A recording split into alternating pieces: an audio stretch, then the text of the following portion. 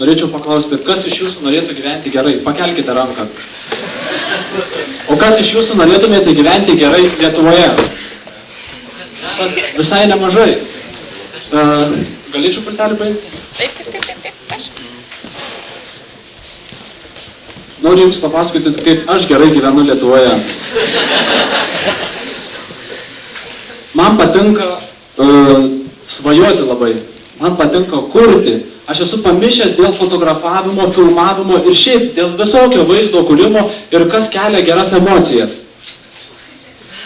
Tai patinka ir mano draugui Raimondui, tai patinka ir mano draugui Gedui.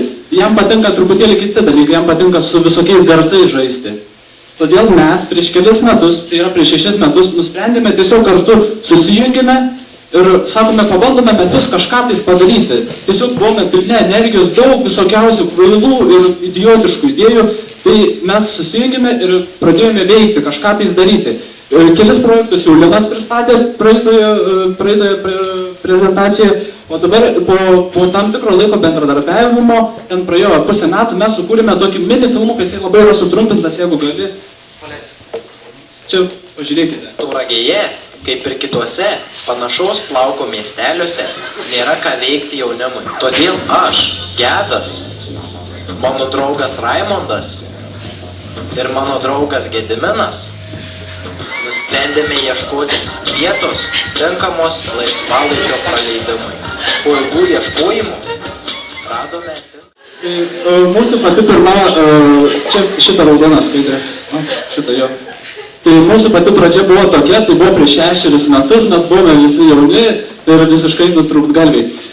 Bet mums visai neblogai sekėsi mums realizuoti projektus, gerai labai komandoje sutarėme, geras komandinis sutarimas buvo, todėl taip ir pasilikome dirbti, kaip ir visi gal tokio pobūdžio kūrėjai, mes daugiausiai sukomės aplink žmonės, fotografavom žmonės, interviu, ėmėme iš jų ir visą kitą. Kartą, kai ten prie kompiuterio aš iškindamas fotografijas, atėjo Linas, kaip tik, ir štai taip žiūri ir sako, žinai, sako, visi fotografuoja žmonės, modelius, aš dar tuo pačiu momentu dirbau ir Prancūzijoje, važinėdavau fotografuoti manekines ir madas. Ir jisai taip pasižiūrėjo, bet sako, žinai, niekas nefotografuoja pramonės ir industrijos. Toksai taip pasakė ir taip nuėjo, toksai ir liko. Tai tada mes nežinojome ir jisai nežinojo, kad jo žodis taps kūnu. Todėl mes visi draugai, aš tą po kelių dienų tiesiog visiems draugam papasakojau, sakau, o Linas sakė, kad taip industrija yra, tai mes paėmėme ir pradėjome domėtis visų to reikalo. Tuo labiau, kad mes buvome įsikūrę industrinio parko patalpose. Todėl retkarčiais Linas mumis pakviesdavo, tai nueiti, jūs fotografijas tas matėte Lino prezentacijoje, tai pafotografuoti kokį tinklų fabriką, tai kitą fabriką pafotografuoti. Ir iš tikrųjų mes pasinėrėme visą tą reikalą. Ir mes taip, mes nei patys nepradėjome pajausti, kaip mes virtome iš tų tokių vaikėzų ir tokių jau rimtai žiūrintis į darbą. Ir mes taip fanatiškai įsitraukėme į visą tą reikalą, kad mums jau po kelių ten po metų kažkurtais jau tiesiog Tauragės miestas jau mumis varžė. Todėl mes nusprendėme visi persikelti į Vilnių, kur būtų didesnės galimybės, mums būtų plačiau. Ir mes supratome 2 dalykus, kad visame šitame reikale yra 2 patys svarbiausi dalykai. Tai žinios ir komanda. Tada mes labai tiesiog, aišku, atsikėlėme į Vilnių, mes buvome visiškai niekas, tiesiog darbo labai buvo sunku ir visą kitą gauti. Todėl mes visą tą laiką fanatiškai atsidavėm visiškai pilnu protu ir į žinių rinkimą. Pradėjom, žingsnis po žingsnio pradėjom tokias žinias rinkti, kurių nepapasakos nei vienoje mokykla, nei vienas universitetas. Tada mes taip prisikasime prie tam tikrų mokslininkų, kurie dirba su garsais. Pavyzdžiui, mes atradome labai daug įdomių dalykų, kaip tam tikri garsai asocijuoja žmogaus smegenis su tam tikromis spalvomis ir vaizdais ir tai iššaukia tam tikrą veiksmą. Tada mes pradėjome įgauti tokių žinių, kur mažai kūrėjų žino. Mes žinojome, kaip reikia padaryti gražiai, bet mes išmokome, kaip reikia padaryti tai, kad ir žmonės pradėtų veikti tas visas vaizdas. Po kiek laiko mes supratome, kad dar reikia ir stiprinti komandą. Todėl mes dar labiau atsidavėme komandai. Todėl mūsų komanda pasidarė tarsi vienas organizmas. Mes kartu pradėjome gyventi, valgyti, mūsų vienodą pradėjo darytis filosofiją, mes kartu švęsti. Vienu žodžiu, viskas pas mūsų tik tais dėsiu kartu, visi bendrai ir visa kita. Nes čia galite pamatyti dabartinę mūsų komandą visą, jų yra iš viso beveik 10 žmonių, jie visi yra jauni ir talentingi be galo ir kas svarbiausia, visiškai laiko neskaičiuojantis, dirbantis nuo ryto iki nakties ir atsidavę ir pakvaišę tik tais tam, ką jie daro.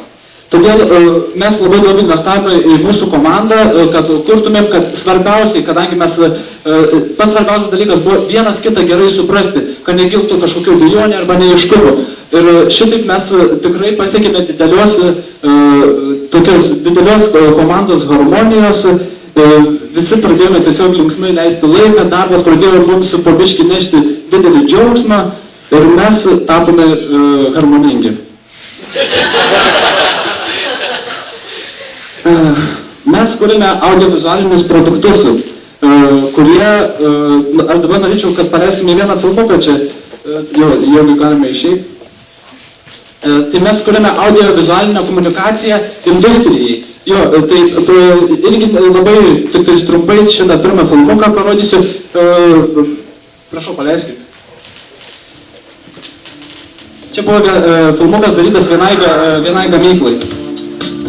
Baltijos Amerikos konkursą.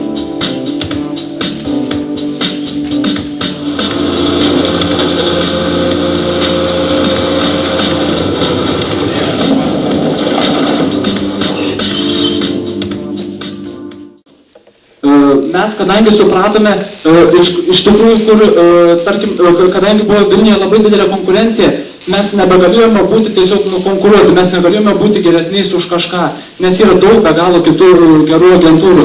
Todėl mes suradome tokią nišą, mes supratome, kaip tie komunikaciniai procesai iš tiesų vaikšto.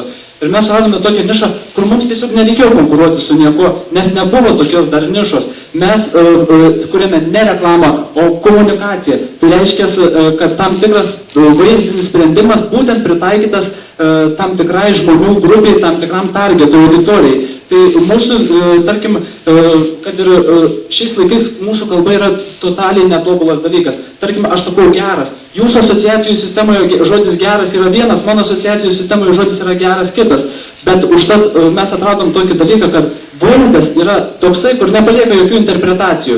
Todėl mūsų technologijų, mūsų tais produktais pradėjo naudotis IT kompanijos, kaip pirmais, kaip rodžiau, tam tikri fabrikai ir šiaip visi, kurie nori išreikšti. Jeigu galima, Andriu, paleisk kitą. Antrą. Kiekvieną dieną verslas sprendžia klausimą, kaip pasirinkti tinkamiausią... Viskas yra aišku, kokiam spalvos, schematika, kokia problematika yra. Informacijos. Patogiausia būtų ieškoti internete, tačiau informacijos čia yra labai daug ir ji nebūtinai bus objektyvi ir teisinga. Šiuolaikiniame versle vis daugiau dėmesio skiriama kokybei, greičiui, profesionalumui, sugebėjimams, patirčiai. Tačiau kaip tai išmatuoti ir pasverti? Kaip matot, mes pritaikėm, kadangi pas mūsų studijoje yra ir skulptoriai, turiu omeny skulptoriai, tai 3D skulptoriai, animatoriai, labai geri režisieriai, talentingi grafikos dizaineriai, tai mes turime galimybę įvairias technologijas pritaikyti tam, kam reikia. Ir mums labiausiai, aišku, mes labiausiai specializuojamės į pramonę, aukštasias technologijas, bet mums labiausiai patinka dar ir kurti emociją. Jeigu galima paleiskite trečią filmuką, jis buvo labai sąmoningai ir gerai apgalvotas, labai apie pusę metų mes jį galvojame, kaip kurti.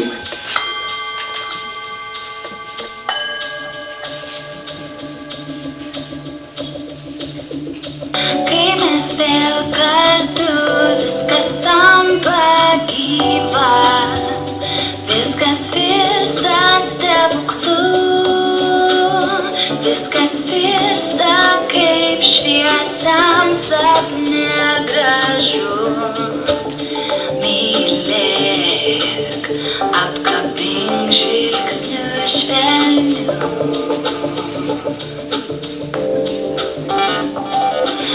Šildu širdimi, bet bijau, kad tu, nors ir tikiu, kad niekada neištirpsi, kai snaigė balta šalta, kai myliu, aš myliu. gal ne?